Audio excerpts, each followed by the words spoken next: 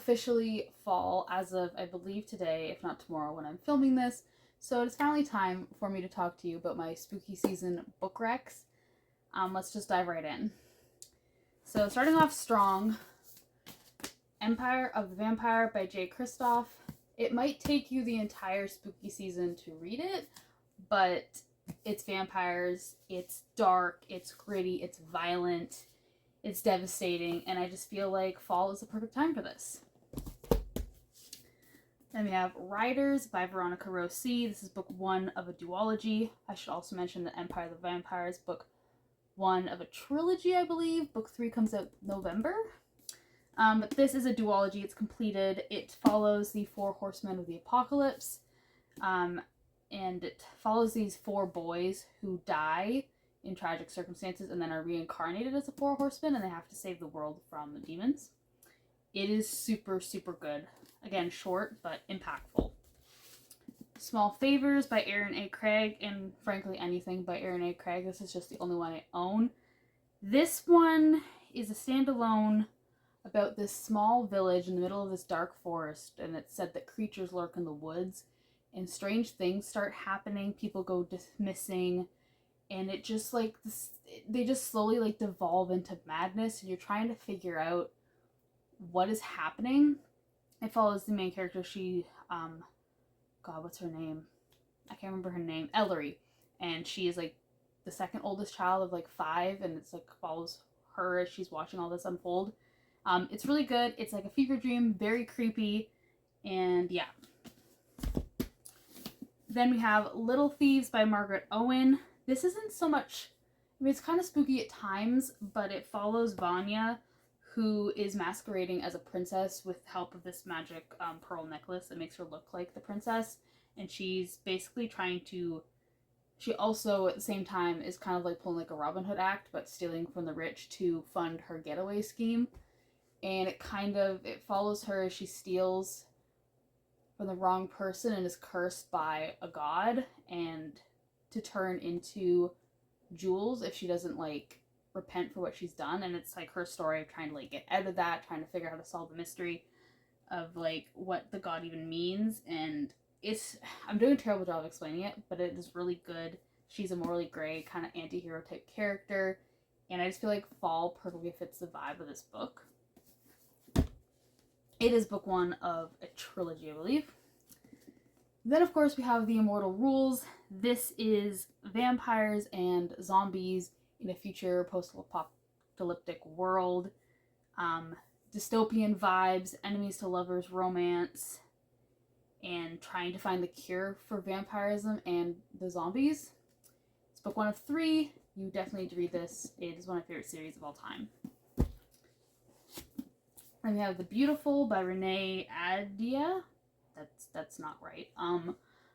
This is book 1 of 4. It is murder mystery and vampires in 1800s New Orleans, following a female protagonist who just moved to New Orleans from across the ocean. I've only read book 1. I plan to reread book 1 and finish the series this year. So, yeah, I'll let you guys know what I think of the rest of it, but I really liked this one. It was a very unique take on vampires, which is hard to do. I read a lot of them. Next up is Beautiful Creatures by Cami Garcia and Margaret Stoll. This is book 1 of 4 with also a spin-off series as well.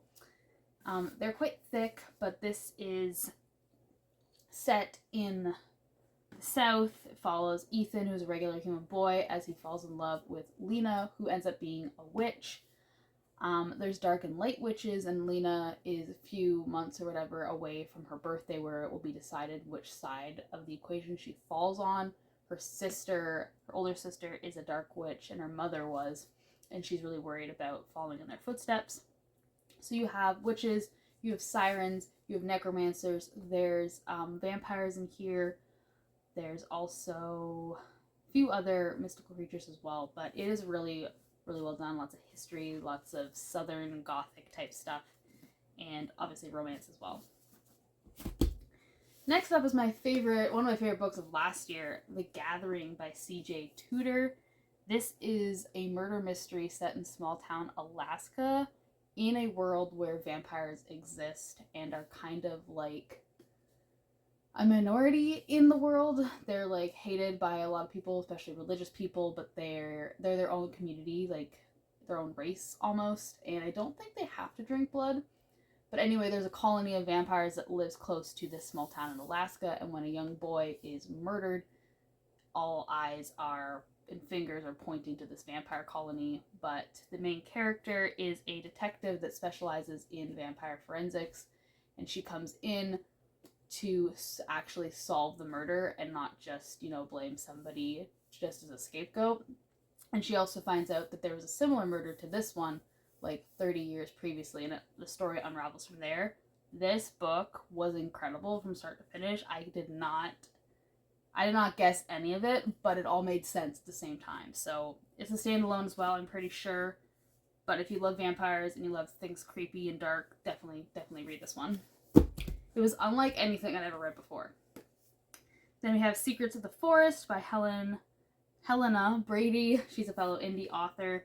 This story is about Sarah, who goes into the woods, the forest, in her like small Irish community, hoping to die.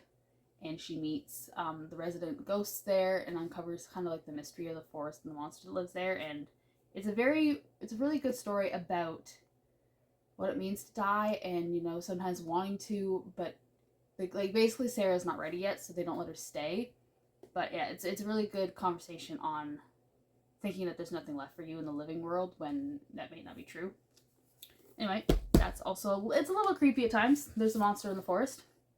And then we get into my V.E. Schwab collection.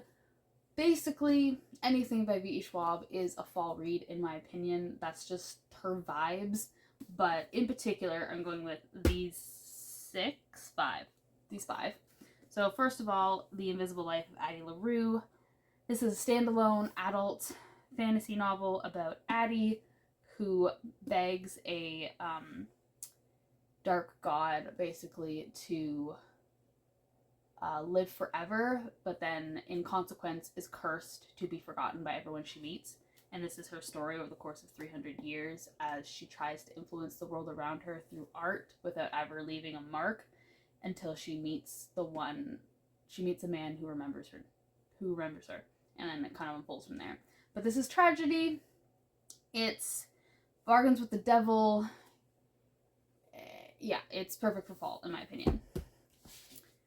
Not a common V.E. Schwab book, but this is The Near Witch. This is V.E. Schwab's debut novel, the first one that she ever wrote. It is set in a small village in like the middle of nowhere, where the townsfolk are kind of afraid of this. The town's called Near, and they're afraid of the witch in Near.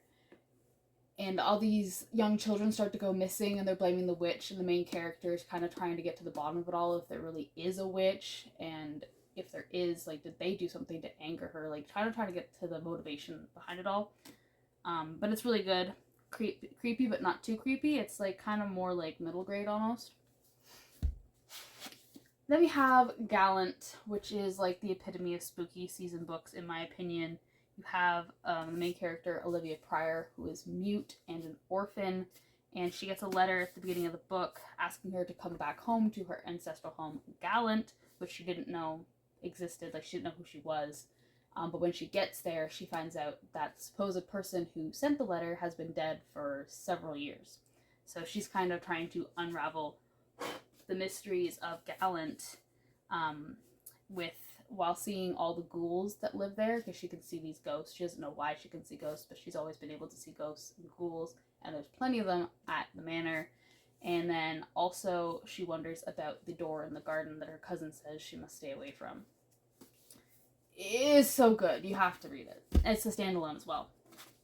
Then we have Vicious by V.E. Schwab. This is like supervillains / superheroes. It follows Victor and Eli, who met in college and decided that they wanted to try to figure out how to give themselves superpowers, essentially. But it didn't quite go the way they planned. It turns out that you have to have a near-death experience to gain powers. Victor gains the ability, I don't think it's a spoiler, no. He gains the ability to manipulate a person's pain, and Eli becomes unkillable. And then they have a falling out, and this kind of book follows them at odds with each other, trying to kill each other, and all the shenanigans that comes with it. It's really hard to explain without spoiling things, but it's super good. It's book 1 of 3. It's a common misconception. It is not a duology. It is a trilogy. Book 3 comes out next fall, I believe. But you can read Vicious and Vengeful now. It also has a really cool narrative style where it jumps back and forth in time, but it's also pieced so well together that you can follow the storyline even though it's not in chronological order. And then last but not least, you have This Savage Song, which is book 1 of 2, and this is set in a city where crimes create monsters. So it's been a while since I've read it, but I believe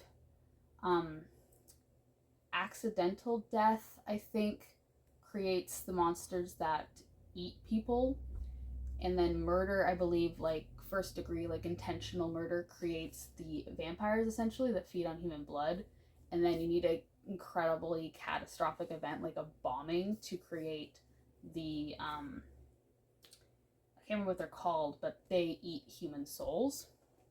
And the story follows Kate Harker, who is the daughter of the man who kind of runs the city, the human man who runs the city. He's like a mafia boss almost. He's created a deal with the monsters that if people pay him, he will keep them safe, but those that can't pay are kind of free game or something like that. And then the other point of view is August, who is himself one of the monsters that eats human souls. So we get to follow Kate and August through these 2 books as they navigate everything that comes with all of that. But yeah, that is my spooky season recommendation list for books. Let me know if you've read any of these in the comments and what you thought. And if you have any suggestions for me, please let me know. I will be reading probably The Beautiful this season. Season. And I don't know if you can see up here, but I also have Bury Our Bones in the Midnight Soil by V.E. Schwab that I'm hoping to get to in this season as well. I'll probably read a few more, but I haven't really made my definitive list yet. But yeah, thank you for listening. I'll talk to you soon.